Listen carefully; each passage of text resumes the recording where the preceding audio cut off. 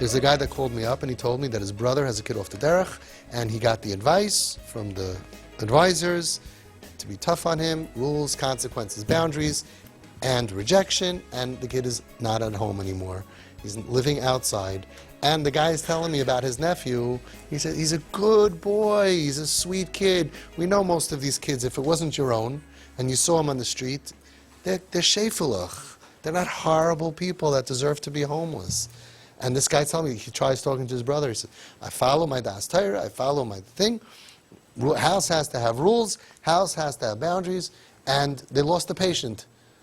Can you imagine, you go to the hospital, you say, where's my nephew, I came to visit him. We have rules here. It was too much fever, we didn't know how to deal with it, we can't have this in our hospital. I mean, your house is a hospital. You can't not throw kids out. I think the world changed.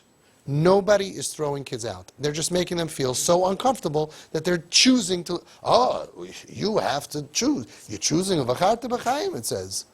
V'charta b'chaim. If you choose not to behave normally, you choose, you can't, you have bechira, you could put on a shirt or an undershirt. You can come down looking normal. You used to do it 2 years ago, right? You don't have to say a curse word. If you choose to behave, that's your choice. So you go ahead and you amputate somebody's legs, which is a mum forever, because when he was 16 or 17, he made a bad choice. That's even l'shitascha, that they have full bechira. Right? According to Rav Gershon Edelstein, anusim. According to everyone working with the kids, they certainly don't have our bechira because they're traumatized and they're hurting. But even if you do away with all of that, the child now has bechira, and he's making a bad choice. So you amputate his legs? He's a stupid kid. The kids who are on the street are damaged for many more years. You're talking about more sin, more dysfunction, especially the girls. They have to find guys to take care of her. You're talking about such damage. And they say, well, it was her choice. You would let your kid make a choice? It doesn't make any sense. It's unnecessary. It's because the advice doesn't teach them how to de-escalate the situation. I told parents, like, you can't live like that.